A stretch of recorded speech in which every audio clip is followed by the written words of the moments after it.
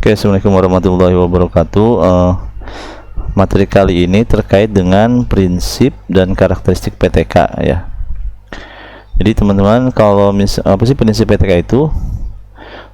Pertama, PTK itu pekerjaan utama seorang guru adalah mengajar, sehingga dalam melakukan penelitian tindakan kelas sewajarnya tidak terpengaruh kepada komitmen sebagai pengajar. Jadi PTK itu bisa dilakukan ketika guru itu melakukan proses pembelajaran gitu ya. Nah, kemudian karena dalam proses penelitiannya dia itu dalam proses pekerjaannya, maka pengumpulan data yang digunakan juga tidak menuntut waktu yang lama sehingga tidak akan mengganggu proses pembelajaran. Nah, PTK itu proses yang dilakukan di kelas dan bisa dilakukan bersamaan ketika guru itu melakukan proses pembelajaran. Artinya ketika dia bekerja, maka PTK juga bisa dilakukan, sehingga antara pekerjaan dan penelitian itu menjadi bagian yang tidak terpisah gitu, bisa dilakukan bersama-sama. Metode yang digunakan harus reliable itu ajak ya, sehingga guru dapat mengidentifikasi serta merumuskan hipotesis dengan penuh keyakinan. Meskipun penelitian tindakan kelas memiliki kelonggaran-kelonggaran, namun harus tetap taat kepada asas dasar analisis. Jadi kalau reliabilitas itu kan itu keajegan ya, ajak artinya dia bisa digunakan pada waktu yang berbeda, tempat yang berbeda, tapi hasilnya juga tetap sama gitu ya. Nah, ketika teman-teman nanti melakukan identifikasi, kemudian merumuskan masalah, merumuskan hipotesis ya, tetap harus pada asas-asas yang menjadi dasar dalam melakukan analisis. Misalnya kalau menganalisis kebutuhan menggunakan apa, nanti menganalisis datanya bagaimana gitu ya, itu harus sesuai dengan kaidah penelitian gitu ya.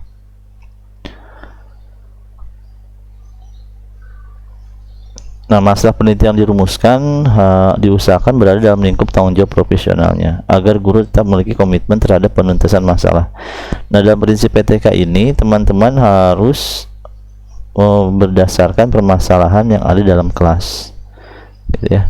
Jadi bukan permasalahan yang di luar kelas, walaupun memang dalam konteks pembelajaran pembinaan itu tidak hanya dalam kelas tapi di luar kelas juga. Tapi kalau dalam konteks penelitian tindakan kelas, maka masalah yang harus dijadikan masalah penelitian adalah masalah yang ada dalam kelas. Nah, ketika dalam melakukan proses penelitian ini, penelitian kelas harus diketahui oleh kepala sekolah gitu ya, diketahui oleh teman sejawat, dan dilaksanakan sesuai dengan kaidah-kaidah kajian ilmiah. Walaupun dilakukan dalam kelas sendiri, tapi penelitian kelas ini wajib secara prinsip harus diketahui oleh pimpinan lembaga gitu ya, dan teman-teman sejawat yang mungkin bisa membantu dalam proses pelaksanaan penelitian.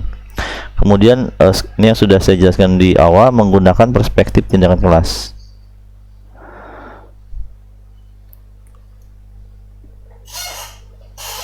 Nah, di sini pelaksanaan harus menggunakan perspektif tindakan kelas. Dalam arti permasalahan yang ada tidak hanya terbatas dalam konteks kelas atau pelajaran tertentu, melainkan dalam perspektif misi sekolah secara umum. Nanti di sini teman-teman juga akan ada apa sih tujuan? Ini kaitan dengan tujuan dan manfaat. Misalnya tujuan itu meningkatkan pembelajaran gitu ya, meningkatkan proses pembelajaran. Tapi secara manfaat itu akan bagi sekolah misalnya memperbaiki kualitas sekolah itu sendiri. Jadi antara prinsip, tujuan dan manfaat itu ada korelasi gitu ya. Dalam maksud prinsip yang terakhir ini, walaupun ini perspektif penelitiannya adalah tindakan kelas, tapi dalam rangka untuk meningkatkan kualitas sekolah secara keseluruhan, itu maksudnya. Nah, ini karakteristik PTK. Pertama, masalah muncul dari dalam praktek guru sendiri, an inquiry of practice from within. Artinya akan sangat bagus dan memang yang disarankan adalah masalah ini muncul dari proses pembelajaran guru sendiri. Jadi ketika guru itu mengajar, misalnya mengajar misalnya tema-tema tertentu, kalau dalam PAUD gitu ya, kalau misalnya dalam bidang studi misalnya pelajaran tertentu, nah berdasarkan hasil pengalamannya dia menemukan bahwa ada masalah dalam proses pembelajarannya. Atas dasar itulah maka dia mengidentifikasi masalah apa yang muncul, menganalisisnya, kemudian dari situ baru menemukan mencari alternatif pemecahan masalahnya. Nah, itu yang dimaksud dengan karakteristik PTK di poin yang pertama. Jadi harus berdasarkan permasalahan yang muncul dalam praktek mengajar guru sendiri. Nah, adanya refleksi diri, self reflection inquiry. Nah, bagaimana kita bisa tahu gitu ya? Bagaimana bisa tahu ada masalah? Nah, itu pentingnya melakukan refleksi diri. Teman-teman ketika sehabis mengajar itu biasanya kan ada proses refleksi ya. Jadi proses dimana kita melihat ke dalam diri kita sendiri, kira-kira apa sih kekurangan dalam proses pembelajaran kita gitu. Atau misalnya dari sekian pertemuan, terus kemudian ada satu waktu teman-teman melakukan evaluasi, nah di situ terus dilihat hasilnya kok nggak sesuai dengan harapan. Nah di situ kan baru teman-teman melakukan proses refleksi diri, kenapa nih sampai hasilnya tidak seperti yang ditetapkan dalam tujuan gitu ya. Oh berarti ada yang masalah di mana. Nah itu melakukan proses refleksi berdasarkan praktek guru sendiri, berdasarkan praktek mengajar guru sendiri ya. Kemudian karakteristik PTK yang ketiga adalah berorientasi pada pemecahan masalah. Ketika ditemukan masalah berdasarkan hasil refleksi, maka teman-teman harus berpikir bagaimana cara memecahan masalah tersebut. Makanya di sini adalah berorientasi pada pemecahan masalah. Jadi PTK itu tidak seperti misalnya penelitian deskriptif yang hanya menggambarkan kondisi di lapangan, atau misalnya penelitian eksperimen gitu ya yang menguji sesuatu. Kalau di sini orientasi dalam karakteristik PTK itu adalah bagaimana memecahkan masalah yang ada dalam kelas gitu. Kemudian dia berorientasi juga pada peningkatan kualitas dan harus menghasilkan perubahan. Nah, kalau dalam PTK tujuannya itu adalah meningkatkan hasil, memperbaiki proses, itu umumnya seperti itu. Ketika teman-teman nanti melakukan proses penelitian PTK dengan menggunakan model-model tertentu, misalnya ada Kurt Lewin, ada model Chemis dan McTaggart gitu ya. Dan umumnya kalau di kita itu menggunakan model Chemis dan McTaggart yang ada 4 itu, dari act, plan, observe, sama reflect itu ya. Nah, orientasinya adalah peningkatan kualitas dan harus menghasilkan perubahan. Nah, perubahan yang dimaksud di sini adalah ketika teman-teman melakukan proses penelitian PTK, dia akan berhenti ketika sesuai dengan target yang sudah ditetapkan. Artinya ketika ada perubahan baru siklus itu berhenti. Ketika siklus itu ketika siklus yang berisi pertemuan-pertemuan itu belum mencapai target yang ditetapkan, maka siklus itu terus berlanjut ya. Kemudian karakteristik yang keempat, yang kelima, menggunakan berbagai cara koleksi data untuk memenuhi kebenaran. Sebagian ahli menyatakan bahwa PTK itu kualitatif, tapi ada yang juga bilang kalau PTK itu adalah mixed method ya. Nah di sini kalau dia kualitatif, umumnya teknik pengumpulan datanya itu ada observasi, wawancara gitu ya. Nah penggunaan kayak tes atau kuesioner itu kan pendekatannya kuantitatif. Jadi karena kalau saya memahaminya PTK itu sebagai mixed method, artinya dalam pengumpulan data dia menggabungkan antara teknik pengumpulan data secara kualitatif dan kuantitatif. Misalnya kalau yang kualitatif ada observasi, wawancara, dokumentasi gitu ya. Kalau kalau misalnya kita mau ngelihat penggunaan metode kuantitatifnya, misalnya penggunaan tes dalam mengukur ketercapaian gitu, misalnya di akhir gitu ya. Oke, kemudian karakteristik yang lain adalah memiliki siklus yang ditetapkan melalui urutan planning atau perencanaan, observing, pengamatan, action, tindakan, dan reflecting atau refleksi.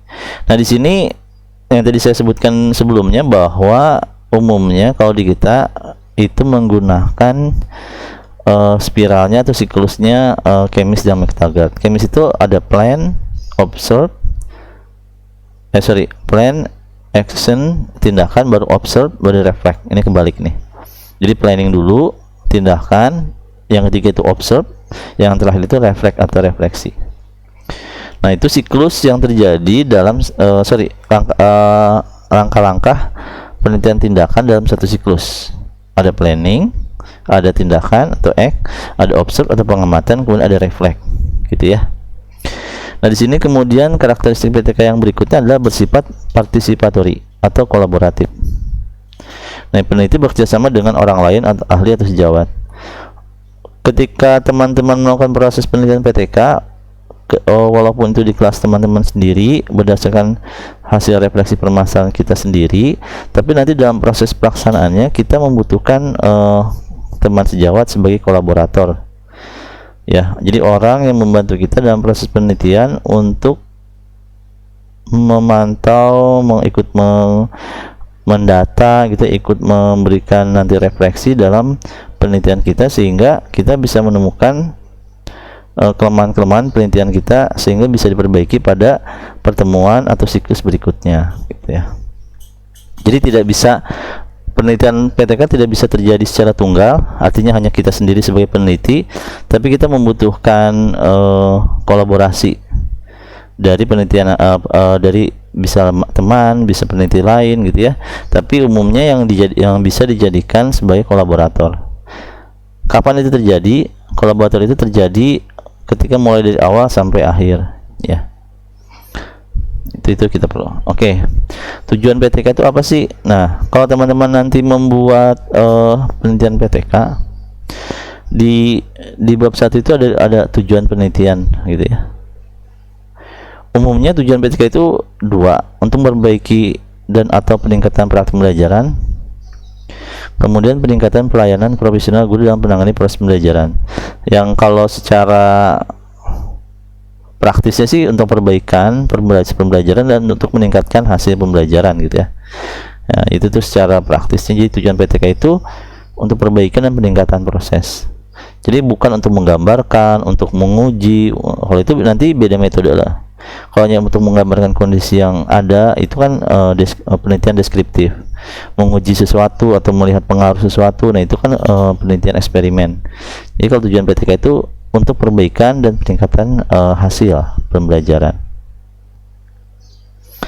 Nah, ini ada manfaat PTK. Manfaat PTK itu bagi guru untuk memperbaiki proses praktek pembelajarannya di kelas, kemudian dapat meningkatkan profesionalismenya juga.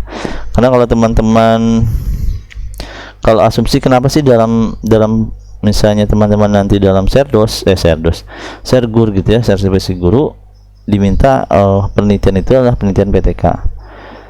Karena salah satu manfaat yang bisa diberikan dalam pelaksanaan PTK adalah meningkatkan profesionalisme guru. Kenapa? Karena ketika teman-teman melakukan proses PTK, teman-teman sedang memperbaiki pembelajaran yang dilakukan selama ini, sehingga ketika hasilnya ditemukan, proses yang menemukan hasilnya itu dapat memecahkan masalah di kelas, itu maka akan meningkatkan kemampuan dalam mengajar teman-teman, ya. Ini kan salah satu kemampuan dari kompetensi profesional. Kemudian bagi sekolah, penelitian dengan kelas memiliki manfaat atau munculnya inovasi dalam proses pembelajaran yang kemudian berujung pada terjadinya peningkatan kualitas sekolah yang bersangkutan.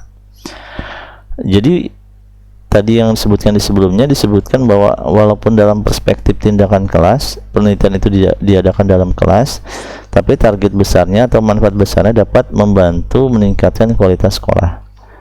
Peningkatan kualitas sekolah kan terjadi ketika apa? Ketika kualitas pembelajaran dalam kelas itu terus membaik, sehingga output dalam hasil yang dikeluarkan dari sekolah itu atau outputnya itu menjadi lebih baik. Nah, itu kan nanti akan menjadi tolak ukur dari kualitas sekolah, salah satunya itu, ya.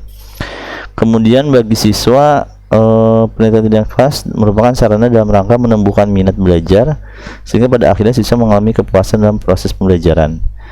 Jadi ketika teman-teman menemukan masalah, kemudian teman-teman mengidentifikasi masalah, dan itu kemudian teman-teman menganalisis penyebabnya apa. Nah, disitulah akhirnya kalau ternyata identifikasi analisis teman-teman itu benar dan berhasil dalam proses penilaian PTK itu, maka hasilnya akan bermanfaat bagi siswa. Salah satunya adalah menumbuhkan minat belajar bagi siswa, gitu ya. Oke, untuk sementara penjelasan mengenai karakteristik, prinsip, dan manfaat ini dulu. Nanti bisa kita lanjutkan pada materi-materi selanjutnya. Terima kasih.